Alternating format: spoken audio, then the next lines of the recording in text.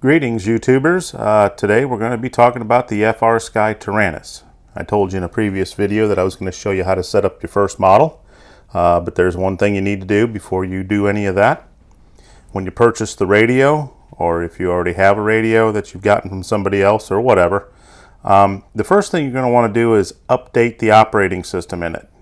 We are going to be using OpenTX, which is one of the more popular operating systems used in FrSky products. They're a big hit. I mean, there's a lot of things you can do with OpenTX, so that's why everybody's kind of using it in these kinds of radios. It's basically limitless. So I would recommend when you get the radio, the first thing that you do is you install that system on this radio, and I'm going to show you how to do that first. Then we'll move on to doing, setups for models and stuff like that in the next videos. As you can see here, I have my Taranis. This is my personal Taranis. This is the one I've flown with for years. And if you look at it, I don't even have the standard stock antenna on it. I've got this big looking thing here. This is a 5 dBm antenna, which increases range. The reason I installed that on there is because I broke the original antenna that was on the radio by slamming the case lid on it. Seems to be a big issue if you're in a hurry leaving the field and you cram your radio down in the box and you walk away and you do something, and then you come back and you slam your lid, and then gosh darn it. But this is a removable antenna. If you look here, and you may want to do this modification later on if anything happens to your antenna, but this is just, a coaxial type antenna that just screws onto the end of this. You do have to kind of modify the top of the radio to get it to glue down in there or whatever. But it allows you to have a removable antenna, and I can run either the standard 2BM antenna, or I can run this one, the big 5 one. I like it because if I break this antenna, I can just screw another one back on and I'm ready to go. But it is a little difficult to install it to the board because they don't give you a connector on the internal board to be able to plug the other end of the wire into. It's got to be soldered. There's three strands of wire in that are like hair, and you have to solder those on some very tiny connections, so you have to be really good at soldering. The good news is, with this specific radio, I did one successfully. This one here kind of gave me a fit. So what I did is I basically installed the antenna thing in there like this when it broke, and I sent it off to the repair center here in the United States, and they basically soldered the wire for me and sent the radio back, so I was good to go. But that's the only modification I've really done to this radio. This is the Taranis, and like I said, when you buy it, it does come with an operating system on it, but it comes down with kind of a beat down version of the OpenTX, kind of FrSky's version, which is a little goofy if you're not used to running it, especially for us that are just running OpenTX all the time. And I like to keep running OpenTX because them guys are open source guys, and they're always coming out with the latest and greatest patches all the time for these things. And if there's any issues or any bugs or whatever, they come out with a fix for it rather quickly, and you're able to go ahead and download it into your radio, and you're good to go for a while. But I'm going to show you how to go ahead and set that thing up with the new firmware, because that's pretty much a much needed thing you need to do when you first get the radio, and it's pretty easy because OpenTX has come out with a program for you to do that. All you're going to need is your own computer. I'm running a Windows little laptop here, a little cheap 11-inch 6-year-old laptop, and you're going to need a mini USB. See that? That's that mini USB. That's not a micro like you see in a lot of the cell phones. This is a mini like you see with a lot of digital cameras and stuff that you plug to your computer. But get you one of these little cables. You probably got one laying around in your junk drawer or something, but that's what plugs into the back of this radio. If you look at the back of this radio here, I'll show you on the back. You can see the spot right there in the very center. That's where you plug in that mini USB to do anything you need to do. And the cool thing about this radio is, when you get it, you're going to purchase an SD card, because you're going to want an SD card in it for all of its contents and cool stuff like sound packages and Lewis scripts and various other things are going to be in there, Crossfire, so you can pretty much do anything you want with this radio. It's all going to be in there. You got to have that SD card in there. But purchase you an SD card. Install it in the radio, and the cool thing about the radio is you can access the SD card files, you can change the files, you can write to the files, and you can write to the to the radio itself right directly through that USB. The SD card is inside the battery bay. So if you take the battery out, you'll see the SD card slot right in the center. You install your SD card, and then it's time to go ahead and start setting up the radio. Now what you want to do is you want to go to your computer, and let me see, let me get this camera set good for you. And you want to open up your web browser.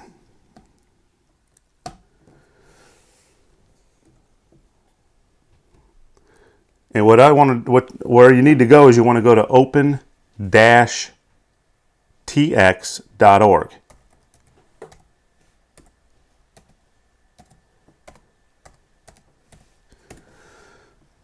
Now, I already have this on my computer, so I'm not going to reinstall it, obviously, but I'm going to show you where to find this thing at so that you can use it on your computer. But we're going to click on the open-tx.org website. We're going to open it up, and right away, like I explained to you before, all these open source guys, everything that they create looks like you're going to need to know rocket science to figure it out.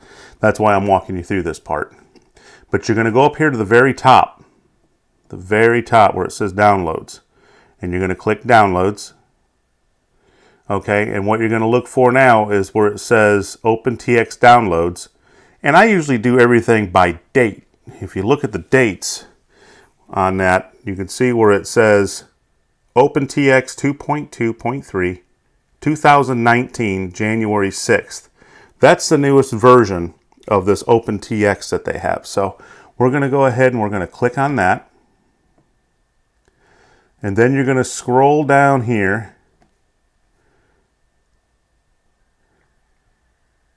And you can get SD card contents, which is what you're going to need too, but you don't need to do it from this website.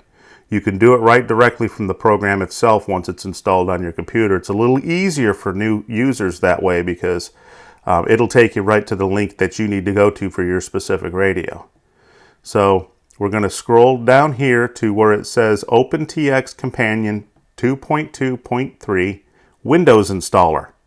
That's the link we're going to click on to download this program.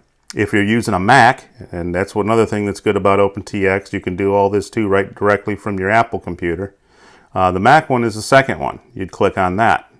You can also do it from Linux. You can see down here the bottom two, you see Linux, the Debian package, 64-bit, or you see the Ubuntu package, the PPA package that you can download as well if you've got Ubuntu on your computer. So no matter what operating system you're running, this system is going to work perfect for you. But you click on the Windows installer, and it's just like any other program. It's going to pop up with that box where you can run it, and then you can install it on your computer or whatever, and then it will be installed on your computer. We don't need to do that because it's already installed. But after you've installed this program on your computer, what you're going to do next is you're going to go to that program, and what I've done is I've saved that program down there at the bottom of my computer. See it right down here next to my Windows Explorer. Got it highlighted. I'm going to go ahead and click that, and I'm going to open that. And it is a program that is called Companion. It's specifically for OpenTX. It's for any radio that you've got that's running OpenTX, whether you have the Taranis, the QX7, any of the Horus radios. Remember the old 9XRs that was made by Taranis for some of you that have been flying for a while? It pretty much will take care of all those radios for you. But what we're going to do here right now, if I can get my camera to work, this kind of a new camera little thing I'm using, and it's real goofy, but it'll work. But that's the program. So what you want to do when you first get this program installed on your system is you want to come over here now to your radio, and you want to enter that radio into what they call the bootloader. It has its own bootloader in it. The original version did not. You actually had to download a driver in your Windows computer, which was kind of a hassle to get your computer to see the radio. But now the radio pretty much does everything for you. And how you enter bootloader is you have to hold these two bottom trim buttons in. These two trims right here at the bottom. Hold them both inwardly while you turn the radio on. And then if you look at the screen, it's in bootloader mode. Okay. So now you want to connect your USB cable at this point to the back of the radio. And it will access the radio files, and it'll access the SD card files. All right. So now we're in there. It tells me on the bottom screen of the radio, oops, excuse me, tells me that my USB is connected, which is what I want. Now turning my attention back to the computer, we're going to work here. This is pretty simple, so this isn't hard to do. See, it immediately, once I plugged my radio in there, it immediately opened up, you know, a couple of boxes on my computer. The box that you're seeing right now is the files that it's seeing on the actual EEPROM itself inside the radio. Don't need to deal with that. That's perfectly fine. We're going to get rid of that box. And then the second box that's here, which was actually the first box that opened up when I plugged in, was my SD card, which is located inside the radio.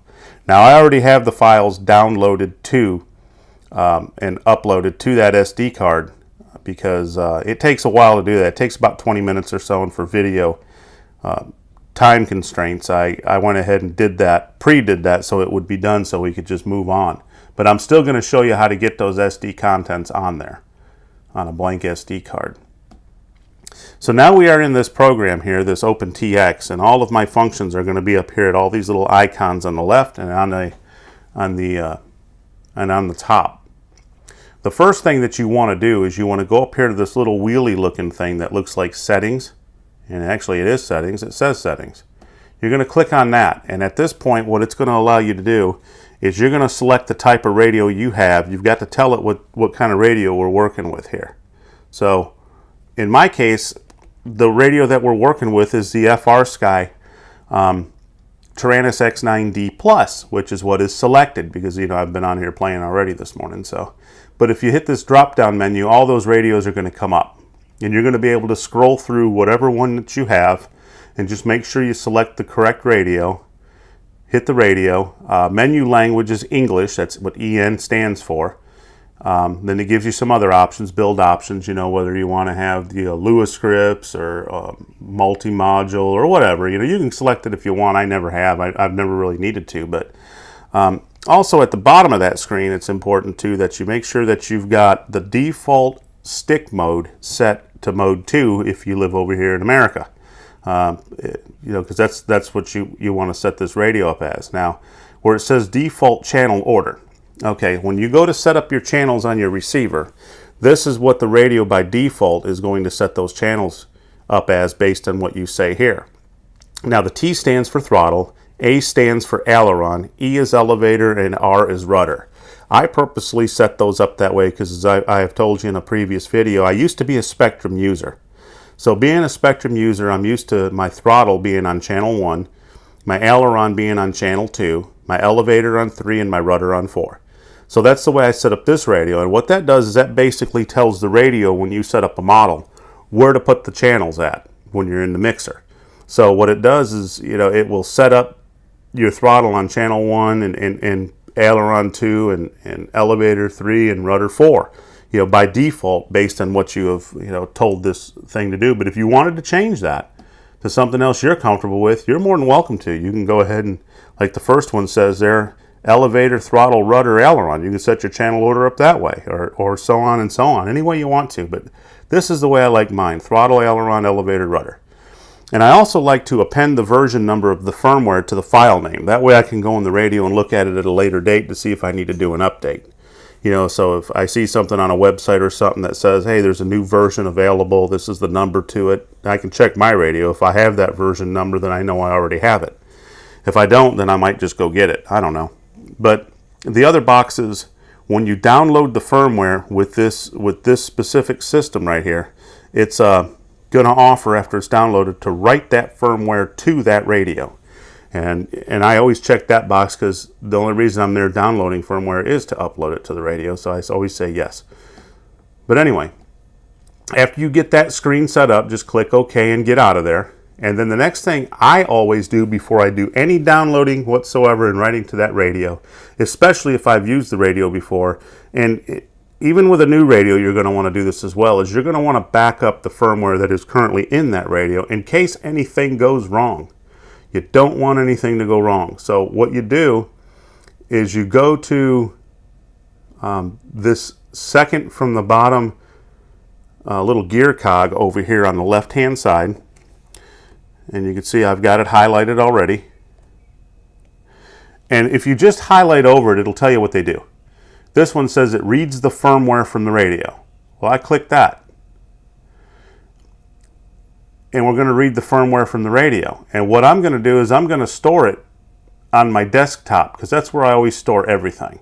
I always select it to store on my desktop, and then I name the file. This is in case anything goes wrong. I can easily write this firmware that is currently on this radio back to that radio. If like I get a bad download or something and it's not working on the radio, I can just at least put what was on there back. But I'll name it, let's call it Mike's firmware. That's my name, Mike. And then I just click OK. And it's reading the firmware, and it went ahead and it saved it to my desktop. So now I'm good if anything ever goes wrong.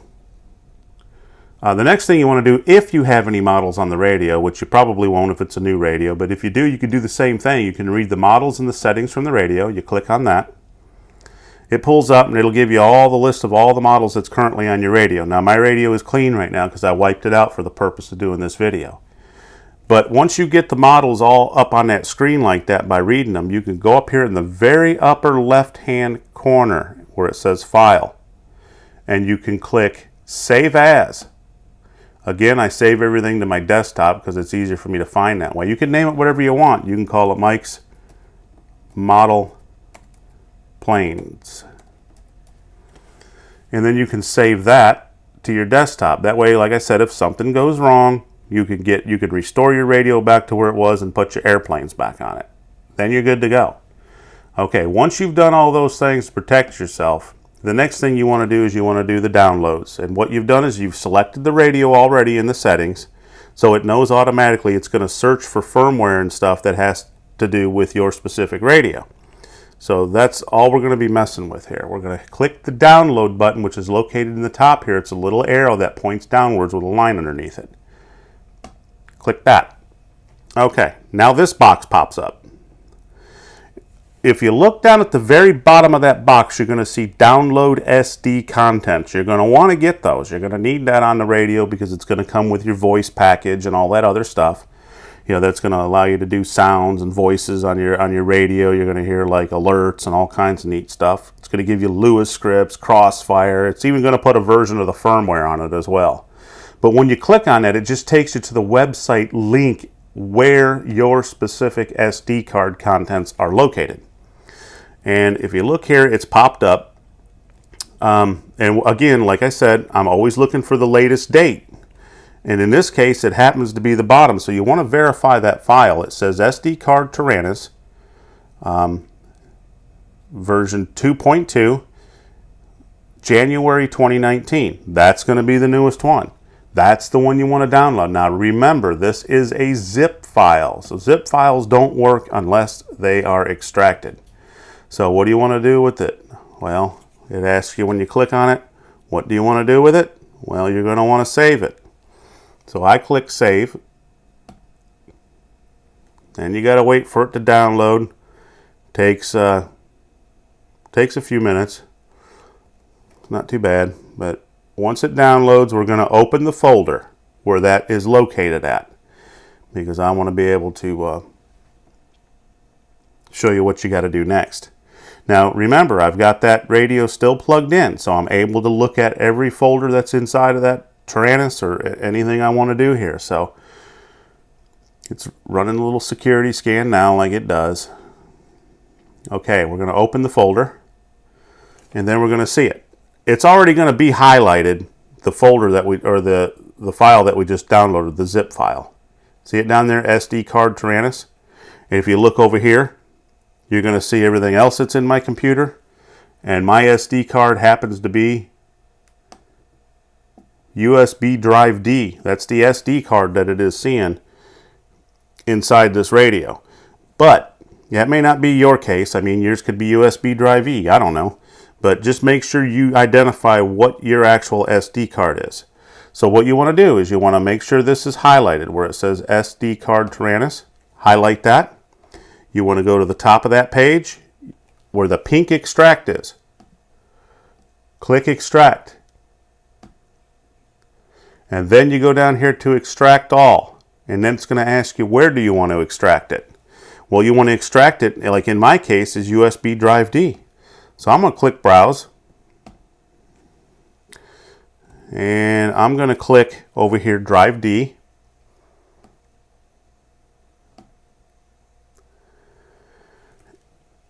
And once you click drive D or whatever, that's where you can send it to, okay? But I'm not going to go any farther than that. That just shows you that it'll extract those files to that specific drive once you click OK, and it'll go there. I don't need to do it. It's already there. It takes 20 minutes. So I just don't want to do it. Like I said, you just click that. It pulls up drive D. You select the folder. It wants you to verify, drive D, yep, and then you click extract. And it'll extract those files to the folder. Like I said, it takes about 20 minutes, so for the sake of time, we're not going to do it. I'm kind of long-winded anyway, and I don't want to have to talk through that. But after you extract those files to your SD card in your radio, now we can do the firmware for the radio, the latest and greatest. And this is simple because we do that through that same program. And what I do, the first thing I always do is I check for updates. You can check for updates. In my case, there are no updates, but we're going to reinstall the firmware because that firmware is already in the radio. But we're going to reinstall the firmware just to show you to do it. But if you click for updates, it'll automatically come up with the firmware you need if it's not been updated. But in my case, it has been, so I just click OK. But I can re-download it and reinstall it. So I'm going to click download firmware. So it's going to save it to my desktop as a specific name because I save everything to my desktop. I'm like, okay, great, save it. It says it already exists. Do you want to replace it? Yeah, why not? But after it downloads this, it's going to offer to write it to the radio for me automatically. Do you want to write the firmware to the radio now? Yes. Now, again, like I said, we've backed up everything, the firmware and the files in that radio. So if anything goes wrong, we're still good to go. We can put that stuff right back on there. So don't worry about it. Just click yes. It's going to ask me, do you want to use this splash screen? This is telling me the firmware it's going to put on my radio. Wants to know if it wants to use that as a splash screen, or I can use another start screen if I want to. I mean, you can customize this thing and make anything you want on there. I customized one and had Shondo RC on it. Worked perfectly fine. Let's see if I can even do that if I want to. I don't know. A lot of people just stick with the one that's on there. But let's see what happens here.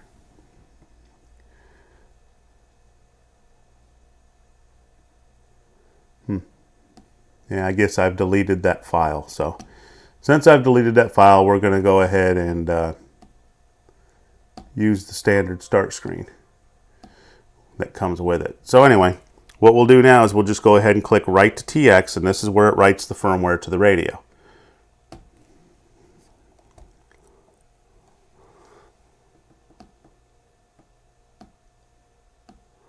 And it says flashing done. It's that quick. So then you hit close. Go ahead and eject your radio from your computer. You have to do this on a Mac, and Windows likes you to do it now too for some reason. So I just go ahead and do it. Just click on this little USB thingy and click eject. All right, safe to remove that device. Great. So let's see if we can get rid of the Taranis part of it now. Let's see here.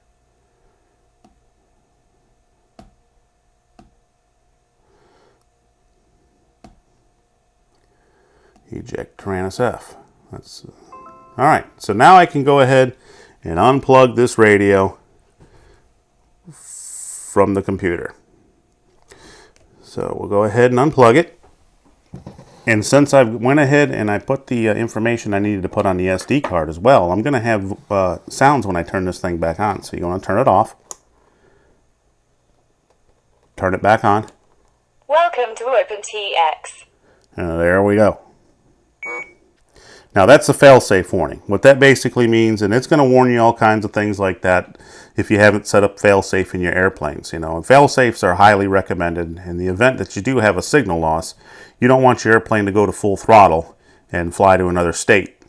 You want that thing to go ahead and shut the throttle off and maybe set some specific control surfaces on it so that it'll fly as long as it can while you're trying to regain consciousness.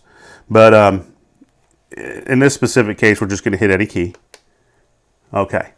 Now, the next thing we need to do is we need to calibrate the radio, the sticks, because they may be a little discombobulated right now since we put new firmware in there. Now, the way you do that on a Taranis is you got a menu button over here. It's this upper left one. If you press it fast, it goes to all your models. And you can see it comes with all the models that are on there that's listed. There's nothing really on there right now, but it shows your model menu. So we don't want that, so we're going to get out of there by hitting exit. But if you hit it once real fast, it goes to models. But if you hold it down long, they call it long press, it goes to the radio settings. Now on this specific screen, which is the first screen, you can scroll down and do various things from battery calibration to battery meter range, to volume, setting your volume, your beep lengths, background volume, all kinds of things you can do on this. You could set it to announce when the battery's low. You set that voltage if you want to by hitting enter, and then when you hit enter, you can change it down or you can change it up wherever you want to. Hit enter again to lock it in. You can do all kinds of things like that. But there's 9 pages here. If you look over here in the upper right hand corner, it tells you page 1 through 9. So what we want to do is hit the page button right here. When you hit the page to the second page, that's all of your SD contents. I'll show you what to do with that later on in future videos concerning like setting up Lewis scripts and stuff for like your, well, we're not going to do helis. I do mostly fixed wing, but for doing things like, like the stabilization and stuff that you have in your, some of your newest FrSky receivers, they have stabilization, and I've done videos on that. But that's where you would find like the programs that configure all that. Page 3 is going to be global functions. In other words, these are functions you can set up on the radio that will work across the board on every airplane that you have. Okay, like if you want a specific switch to work for, like say, volume or a specific announcement or something, but you want it to do it on every single airplane you have, this is where you like set up global functions, so it's across the board. Page 3 is all your trainer stuff, for setting up trainer. Page 5 is going to be your version. Remember I told you you could look up your version. I wanted it to affix that to the radio so I knew what version was in the radio. So page 6 is all your switches tests. Page 7 is your analogs testing. Page 8 is hardware, like your sticks, rudder, elevator, whatever. And page 9, the last page on here, was I getting those numbers wrong when I was naming the pages? I probably was, but I think you were following along and you get the gist of it. Here's where you do your calibration. Okay, if you look here, you can see my sticks moving. See, it's on the left-hand side, that one moving with me moving a stick or whatever. These bottom things that you see, those lines, those are all my pot switches, like these things here, these little knobs. See how you see them moving and all that. The left sliders, right sliders, that's those. See those moving on the right hand side? That's what that's for. Well, you want to calibrate those. Right now they look pretty calibrated to me. But sometimes when you install firmware with your sticks all centered and stuff, your dots may look like that, to where they're just completely out of center. See them in the square boxes? So in the event of that, you're going to want to calibrate the radio. So it tells you how to do this. It says enter to start. When you hit the enter button, which is over here in the bottom right hand corner, hit enter and it's going to tell you. Center all the sticks and sliders and hit enter when done. So we're going to center everything. We're going to center our sticks. The other sticks already center. And it does include all these pot switches too up here at the top. So you're going to want to make sure they're all centered. Put all those in the center. Your sliders, put those in the center. They've actually got a little click there, so you can feel that in the center. This one here as well. Put that in the center. Once you get everything in the center, hit enter. Then it's going to tell you to move everything, all the sticks in the pots. Now when you're moving the sticks, what you want to do is you kind of want to just, I go in a circular motion all the way bottom, sides, and top. The full range. And then I return it back to center. And I do the same with this one. Let it return to center. You move all your pot switches all the way down, all the way up, and back to center.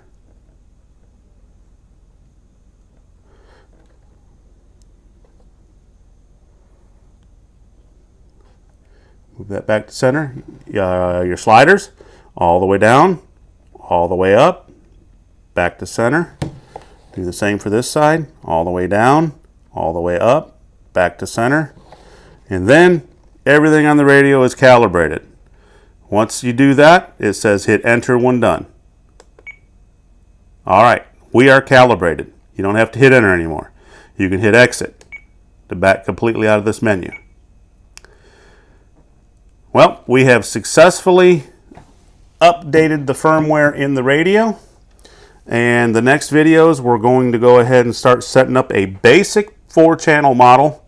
The only reason I want to do it slowly like that, I can set up every channel I want to on it if I wanted to, but I'm going to go slowly. I'm going to set it up basically first. I want to give you little baby steps on this, because if I give you too much information at once, you know, it's already been proven that when we sit in classrooms and we learn certain things, we only retain about anywhere between 10 and 30% of that information. But that's enough information to get us by. Well, I want you guys to retain much more information than that concerning this radio. So the next video is going to be setting up a basic aircraft, just a basic one, and telling you all about what the numbers mean and all this other stuff. And then we'll move on from there and teach you how to set up things like flaps or mixing like elevators with flaps and stuff, so you can get nice flights out of it. When you hit the flaps, don't pitch up too much, you know, things like that. But we'll do it in little increments with various videos and get you to where you need to be. If you liked what you saw, please hit subscribe and hit like, and stay tuned. We'll be back.